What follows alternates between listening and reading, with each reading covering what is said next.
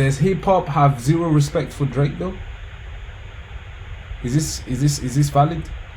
Yo, what's good, Cool 25? As hip hop never respected Drake though? Let's find out. This might be an interesting one to react to. Might be like some fun facts here that we might have not known of. I don't know, but let's find out why the hip hop industry never respected Drake, according to the creator of this video. Rap Law, video by Rap Law, yeah? Alright. Tell us why the hip hop industry never respected Drake then. No matter how many wins Drake racks up, the rap game will never fully respect him.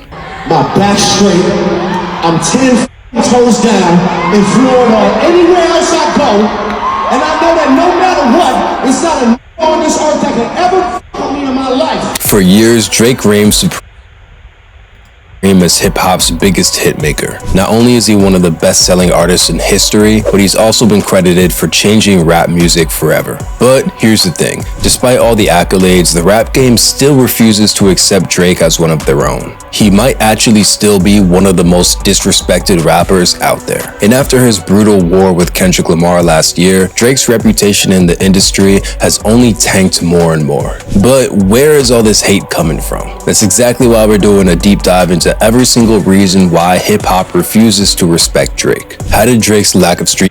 I wonder where does all this disrespect comes from? Even after, that's crazy. Can you imagine? You accomplish so much, you do so much. You have a big following and a big fan base for sure. People will really and truly fuck with you to the fullest. But as far as respect, not being there, even after you accomplish so much, oh man, that's a bit of a tough one, I think. Credibility get used against him? Why did culture vulture allegations haunt his career? And why did Drake's biggest critics accuse him of having zero identity? At the end of the day, that goes to show that money and fame can't really get respect, though. You still can't get respect just by having money and fame. No matter how much money you make, how much fame you get, that's still not enough to get respect. It's more your background. Like, if you think of 50 Cent, for example, he was a very well respected rapper, and he still is. He was very respected. Like, he had a lot of respect. Like, the hip hop industry respected the fuck out of 50, Eminem and all these guys. And I think it comes more from, it's more about your background. You know, I think for Drake, probably one of the reasons why he's not really well respected is because of his upbringings. You know, his background. You know, like I'm not saying you should struggle if you grow up and you are born into a wealthy family and you just so happen to be fortunate enough to make it as a big rapper and a #1. That it is what it is. But if your background doesn't really come from the if your upbringing is not something as similar as, like, for example, 50 Cent, who came from the struggle, you know, had to go through hell and all kinds of sorts, you know, got shot, came back and still made it happen, all that kind of like real life struggle, yeah, then that could be one of the reasons why, even though I believe this video will explain a million other reasons why he's not respected, but I can think one of the reasons why that is one of them, I guess. You know, I don't know, I'm just saying. J. Cole is well respected though. Kendrick is well respected though. They respect Kendrick a lot. J. Cole as well. They came from the struggle. They really struggled. Drake was an actor, a famous actor back in Canada. I mean, not say Canadian. Canada. He was a famous actor on TV. You know, to have that opportunity and to have that kind of upbringing into one of the biggest superstars in the world. I don't know, and they claim to come from the bottom. Yeah, I mean, I guess you won't get much respect from that unless you're really built like that. And I don't know, man. I don't know. I'm just saying that could be one of the reasons. That I would say would be one of the reasons. We've even done a thorough analysis on how Drake's shady behind-the-scenes behavior painted a huge target on his back. How did Drake's sketchy industry moves, from lawsuits to banning one of his worst enemies from Canada, turn him into public enemy number one? Finally, we're gonna take a closer look at how Drake is more isolated and vulnerable than ever before, including a shocking new lawsuit alleging that he faked billions of streams. It's starting to look like the rap game has finally abandoned Drake once and for all. This is our dining room, and here's my mother I had a nice making house notes. to begin with, you know what I mean? Bro really was vlogging at that point in time. Clearly was well known before he even made it big in the rap game. So that goes to show that clip right there. As usual, on probably some. Exposing my to-do list. Yeah, exactly. Now, first things first, a lot of this disrespect goes back to Drake's childhood. Drake's origins I knew it. See, what did I say? But let's go. I could be wrong on what I say, what I tried to predict. Let's go. Let's just find out. story is drastically different from a lot of other rappers. He spent part of his childhood in Forest Hills, one of Toronto's most affluent neighborhoods. And before the world knew him as Drake, Aubrey Graham made a name for himself as a child star on the TV show Degrassi. While Degrassi may have given Drake his start, it's also been a huge thorn in What did I say? I ain't never watched this video though. What did I say? I knew that was one of the reasons. his side. Drake's come up doesn't have any of the mystique or legendary status that lots of other rappers lay claim to. For example, 50 Cent was notorious for being shot 9 I literally said that.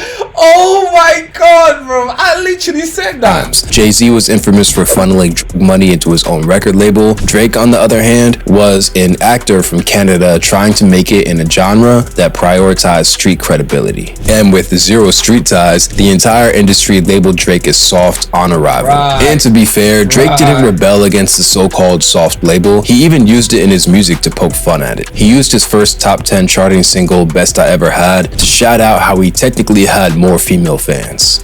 When my album dropped, it's a buy for the picture and it's a buy two and claim they got it for their sister. But as Drake got more famous, he earned tons of criticism from rap purists. He was blamed for injecting too much singing and R&B influence into hip-hop. Drake was eroding the barriers of rap music, and a lot of people just didn't f with it. Chicago rapper Common was one of the artists who Now I have to give it to Drake though. Drake makes good music though. He can really make music that can get you pumping and moving and really locked in. When he raps, when Drake really raps, he can really rap for real. Like, I'm not gonna lie, I'm not gonna take that away from Drake, and he can make club bangers, some nice club bangers, like songs that had people really locked in and jumping and vibing to it for a long time. I can't take that away from Drake though, but I guess that's still not enough to get the respect from everyone else in the rap industry when your upbringings was different from every other legendary rapper coming up and that came before him. You know, originally as a rapper, the way you're supposed to come up is through the struggle, through the trials and tribulations. You know, Drake didn't have any of that coming up, so I guess because of that, it's a bit hard for hip hop to kind of respect Drake the same way they respected all these other rappers that came before him. decided to attack Drake for being, quote, sweet. Not only did Common mock Drake's singing, but also dissed him for his biracial Canadian roots. You so black and white trying to live a nigga's life. I'm taking too long with this amateur guy. You ain't wet nobody, nigga. You Canada dry. From the very beginning, Drake's rise to fame divided other artists. While Drake had a career-making co-sign and record deal from Lil Wayne, other artists felt that his soft image and lack of street cred was the opposite of what hip-hop stood for. Fans piled on, ruthlessly humiliating Drake for his role as Wheelchair Jimmy on Degrassi, and circulating behind-the-scenes footage of young Drake just doing very cringy stuff, like the time he got mad at his mom for buying him the wrong sandwich. What the fuck? Clearly said, hey, can you please get me a tuna sandwich? I thought you were kidding, because you don't. Oh, yeah, because Because you don't. I definitely pull a joke. Joking about a tuna sandwich. I definitely pull a joke. Why you said it like that too? Like what? Oh, yeah, because Because you don't. I definitely pull a joke. I Joking definitely about a pull tuna joke. sandwich Yeah. that I wanted. I guess I'm starting to understand more and more why hip hop don't really respect Drake. I'm just a regular comedian over here. But while fans debated if Aubrey Graham was authentic enough for hip-hop, Drake was proving to be the industry's biggest success story. His first album, Thank Me Later, moved damn near 500,000 copies in its first week. That was a fire tape, I'm not gonna lie. His second album, Take Care, was a critically acclaimed phenomenon that won Drake his first ever Grammy for Best Rap Album. No matter what people said about Drake's background, he was clearly here to stay. I grew up and still live in Toronto, the city of Toronto, where the rappers are polite and the mayor smokes crack. But as Drake became more famous, his controversies became more and more complicated. In 2013, Drake dropped a new single called Started From the Bottom. The song hit number 6 on the Billboard Top 10. I was thinking about that song. I don't even know why I didn't mention it. I was going to mention about that song he made that didn't make no sense. Completely detached from his reality and upbringings. Started from the bottom. The song made no sense though. Like for Drake to come up with a song like that despite being a hit, it made no sense though. Knowing his upbringings and how he came up. Started from the bottom. What are we talking about? You know, I was going to mention that though. I was going to bring that up. I thought about it. It was in my head, but yeah, let's go. I guess my man's going to explain everything I was really thinking. So. And earned Drake a grip of Grammy nominations. While Started From the Bottom was a massive hit record, it also triggered conversations about what bottom Drake was technically referring to. Some fans accused Drake of cosplaying coming from the struggle. There was footage all over the internet of a teenage Drake bragging about how he had an entire floor of a house to himself. But now he was fronting what kind of bottom is that? Like he had crawled his way out of poverty. In a genre where countless artists found success, motherfuckers can't even document they bottom. That's how broken poor they be. They can't even document the poverty that they lived in at the time, bro. You know what I'm saying? They just have to leave that shit and they have to have that shit on tape by memory. They ain't even had the tape recorder to record the struggles at the time, bro. That's how much motherfuckers in the game, rappers in the game really struggled. Drake out here documenting and vlogging before vlogging was a thing. You know what I'm saying? Talking about he started from the bottom. Bro, vlogging his big house, his fridge full of food and that. Like, bro, motherfuckers didn't even have milk to pour on a cereal, bro. They're talking about eating cereal with water. You know what I'm saying? Let alone document that lifestyle, that poverty that they lived in. What? After battling homelessness or enduring gang violence, Drake making Started From the Bottom rubbed people the wrong way just a little bit. No matter how catchy or how hot the song was, Drake seemed as if he was getting less authentic, and some accused him of exaggerating his street ties. In a 2011 interview with Complex, Freddie Gibbs warned Drake against flagrantly throwing up gang signs. Quote, Drake be throwing up gang signs and shit, I be seeing whatever the f he's throwing up. I don't know. He go to the wrong place and he'll be f***ed up. It's just the nature of the times. It's cool to be that corny wearing the little jeans now, I guess. But Drake's authenticity was really put to the test in 2015. That year, Meek Mill accused Drake of relying on ghost. Right. So I mean, Drake did come through with this one. I already know they're gonna talk about the feud he had with Meek Mill when he dropped back to back. That was fire. And he completely finished Meek Mill. Someone who actually came from the struggles and used to battle rap still lost to Drake. You know, I already know where he's gonna go with this. And bro, yeah, Drake came through. Drake came through with that. I'm not gonna lie. That one time Drake really showed that he can't be fucked with. That one time Drake, I feel like Drake owned it. You know, despite not being, I feel like Drake even got a little bit of respect from hip hop at the time. This was that one time I believe Drake earned the most respect from hip hop when he finished Meek Mill with the back to back. That one song he dropped, yeah, I feel like, yeah, he earned that respect from Drake. But then after that, he just went back to square one, to people not respecting him as much anymore. Because we all know what happened after he finished Meek Mill. We all know what happened. We all know the other battle raps that he had, the other feuds that he had with other rappers. Let's not mention Pusha T, because I know they're gonna go there too. But let me not spoil it, and let's just continue watching the video. I already know where this is going, bro. We was there. We was all there. We seen it. writers to pen some of his biggest songs. He even leaked reference tracks from a relatively unknown Atlanta rapper named Quentin Miller. In those reference tracks, Quentin Miller can clearly be heard giving Drake the flow and lyrics to big, well-known records like Know Yourself. The ghostwriting allegations were a huge red flag. In the culture, writing your own rhymes was a foundational part of being a rapper. Having someone else write your own lyrics for you was seen as an absolute career ender. But Drake doubled down and defended himself. In a 2015 interview with Fader, Drake said, quote, "I need individuals to spark an idea so that I could take off running. I don't mind that, and those recordings, they are what they are, and you can use your own judgment on what they mean to you." Now, Drake is hardly the first rapper to use ghostwriters. Other big name artists like Dr. Dre, Kanye West, and Diddy are notorious for having other people write for them. The difference in Drake's case is that those other artists entered the industry as producers, and it's been seen as acceptable for producers to solicit work from other rappers. Drake's approach, though, came off as So it's an exception for them. It's an exception. way shadier. Some rappers felt that Drake's reference track usage was hijacking the art form entirely, and that by using other writers to make his music, Drake was basically pushing hip-hop in a more pop-fueled direction. On his Drake diss song Infrared, Pusha T used the ghostwriting rumors to paint Drake as a full-fledged industry plant.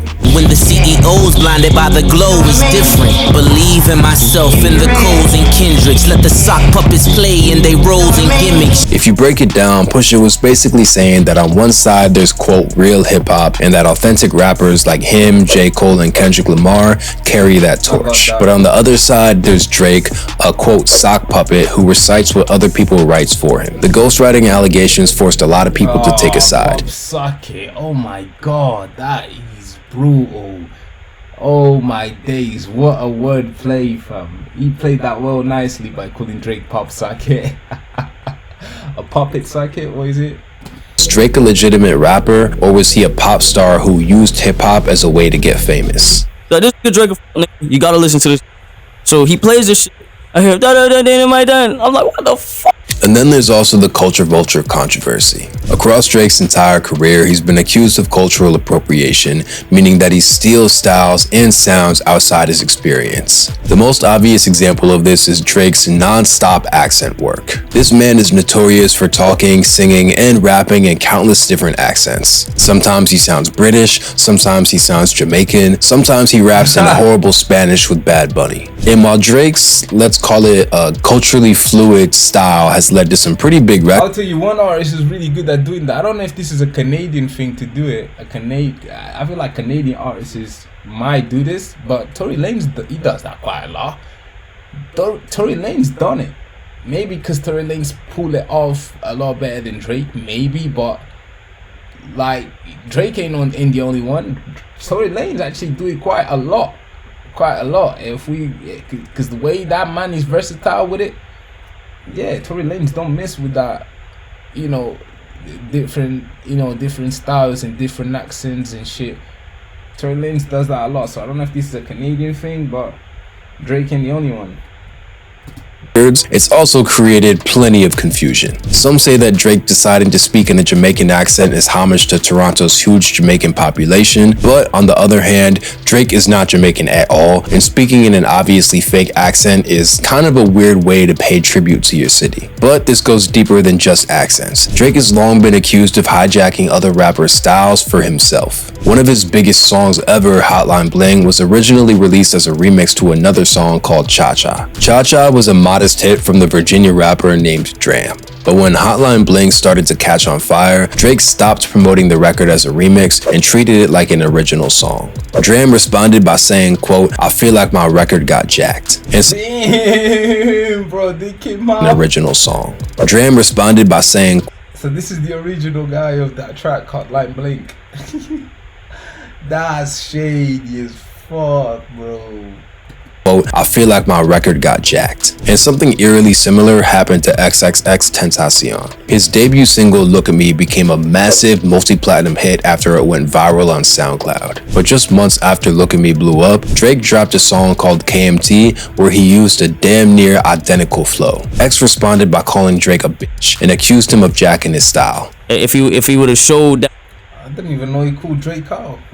he's a hospitable person and that he's really in this for the culture, rather than being taking my running off with it and then putting it on his album, then he would have got my kudos, he would have got my respect. I would have let him hop on the remix, take 100% royalty rate. I would have done it. The X controversy is another symbol of the culture vulture allegations. Instead of helping an up-and-coming artist, it looks like Drake flat out ripped off his style. And when Drake was confronted about the similarities between Look at Me and KMT, Drake denied ever hearing X's song in the first place. Which is damn near impossible to believe because Look at Me was literally everywhere. That song was huge. What was the response you get as a Canadian black Jewish rapper?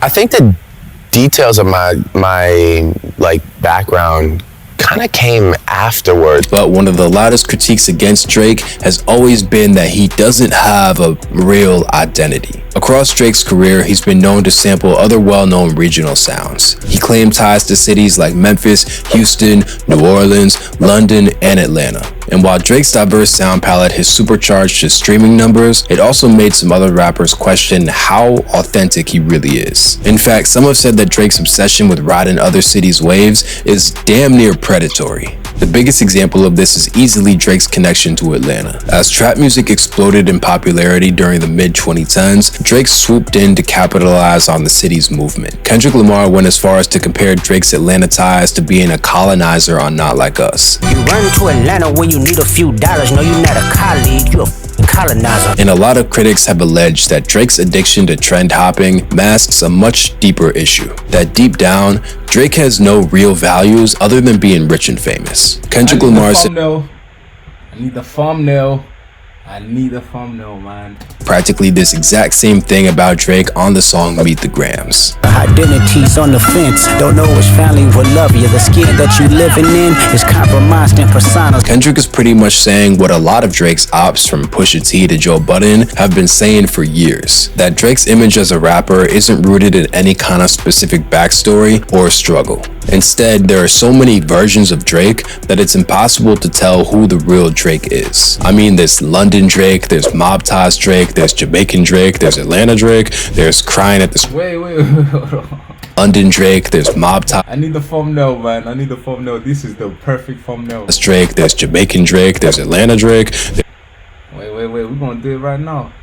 I mean, there's London Drake, there's Mob Ties Drake, there's Jamaican Drake, there's Atlanta Drake, there's Crying at the Club Drake, there's way too many Drakes. And critics say that he's Jamaican Drake, there's Atlanta. I need the thumbnail, dog. Damn, bro. Ah, cool. We're here. So when it comes to doing this thumbnail, right, I like to do everything in the moment so I don't have to stress myself over it when I post the video. You know what I'm saying? Do a quick little screenshot. And then we come back to me, right? And we look at it like,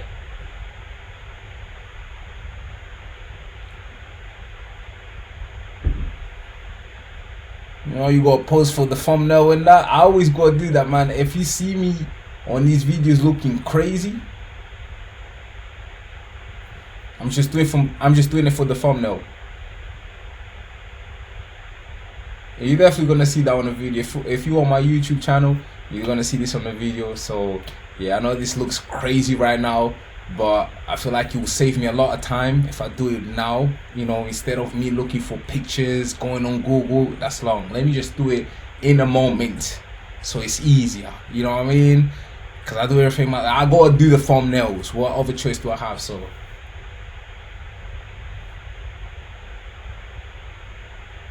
I think this is good. Yeah, this is decent. I look crazy doing these thumbnails though, but it's gotta be done. It's gotta be done, bro. In a moment. Drake, there's Crying at the Club Drake, there's way too many Drakes. And critics say that he just changes personas whenever it suits him. And while Drake's constant personality switching may have turned him into a superstar, it's also a huge reason why other rappers just don't rock with him. And the basic allegations that Spotify is complicit in the use of bots to fake streams. They mentioned one artist. What's up with these bots and fake streams? I never really understood that though. Like I personally would never want to do that. I've had offers of people coming out here trying to offer me that bullshit, and I'm like, bro, I'd rather get real people on my shit. I want to get real people that actually exist supporting me. As a matter of fact, I don't want no bots on my motherfucking shit, dog. That's fucking weird. You want a bunch of bots as your viewers and streams? That's weird. I don't want that. That's fucking weird. So I never really understood the purpose of getting that.